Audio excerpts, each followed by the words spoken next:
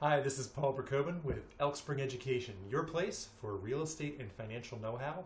And today we're doing an Elk Spring tidbit on the uber competitive real estate market. Across the country, many real estate markets right now are super competitive, and where there's tight inventory, where there's not enough homes for the number of buyers in the market, and this is resulting in multiple offers on homes. People looking for months not being able to even get a home because they just keep losing out.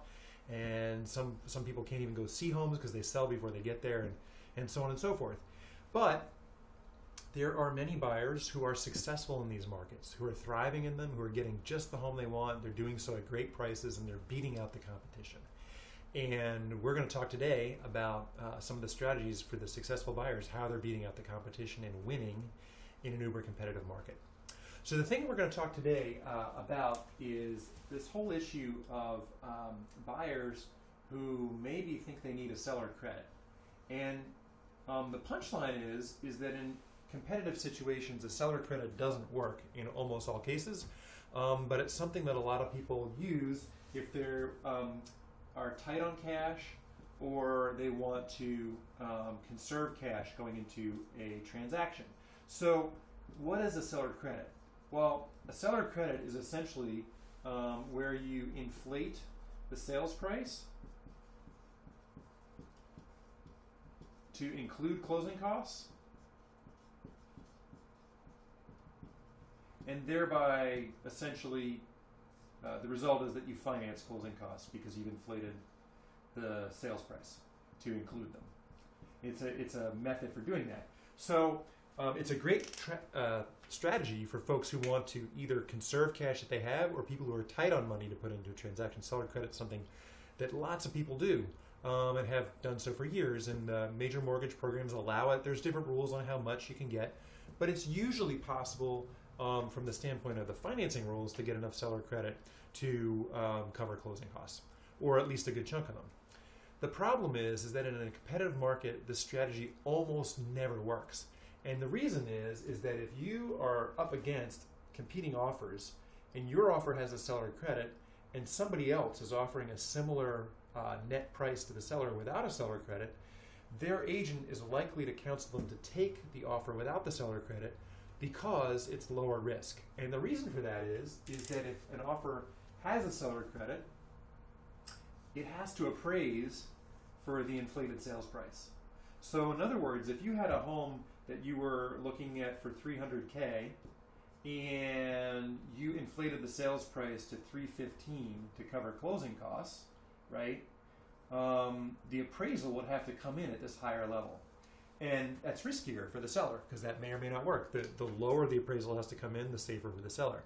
So basically, a seller credit in most competitive situations simply doesn't work. They'll take the other offer. And so this has been a huge frustration for many people in this market who are either trying to conserve cash or who are tight on cash and who were thinking they could use a seller credit. Pretty much in this market, you want to forget about doing that because it won't work. So financialpro.info. Financialpro.info, the URL you're seeing here is a place where when we're done, I'm going to ask you to leave 2 very quick feedback questions. It take a second or 2, super short. It's also a place where you can request some info for free. And if you just put into that one of those blocks there, the words tight market, we'll send you the full report on all of these strategies. We're just going over one today, but there's a really great report we've written of all the strategies that are working in these tight markets. And if you just write tight market in one of those boxes, we'll be sure to send that to you for free at financialpro.info. So if a seller credit doesn't work, what does work? Well, one of the things that we've been seeing in these markets, the people who are successful are the ones who, before they get into the market, they actually develop their tactics. They develop tactics to beat the competition, and they do it before they find a home. And the other thing is they're generally people who are willing and open to adopting new and creative approaches to win. And so that means sometimes thinking outside of the box and doing things that are a little bit differently. So one of the best things that you can do if you need a seller credit, excuse me, is find other options for cash, right? Find other options. And there are plenty of them that are out there, but a lot of people don't know about them. So one of the key things to know is that there are, for example, in many cases, zero down loan programs, or let's say low money down programs, and you may want to find a great consulting lender who has access to some of those programs. So zero or low down. Other options are things like lender credit, and a lender credit is a cool thing because a lender credit is a way where instead of inflating the sales price, you inflate the rate a little bit, not a lot, just a little bit, and then the lender gives you money. So that's a cool approach that doesn't involve the seller at all. Lender credit. That's something to talk to your lender about. There are many other sources for cash that people sometimes forget. A big one is secured loans, and that can be something like a 401k loan, retirement loan.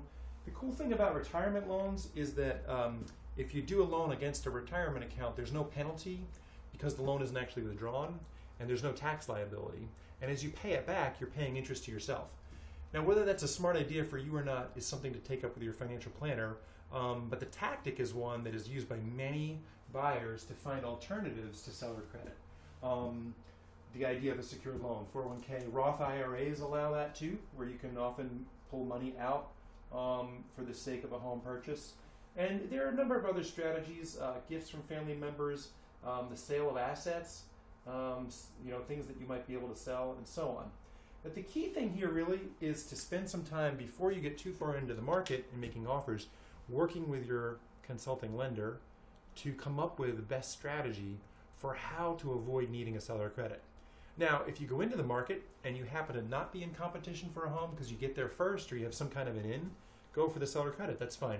But you want to have your tactics work out in advance so that when you find the home you want and you have to move fast because there's 8 other offers coming in, you already know the strategy. You already know that you're going to cover closing costs by using a zero or low money down loan, a lender credit where you inflate the rate a little bit and get the lender to give you money, use a secured loan maybe from a 401k, some gift funds or sale of other assets. And there are other things out there too. So financialpro.info.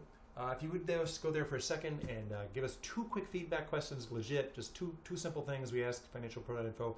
You can request additional info there, including the tight market strategies. If you need help finding a consulting lender, check that box too. We can help you with referrals for the area where you are. And that's our tidbit for today. Thanks.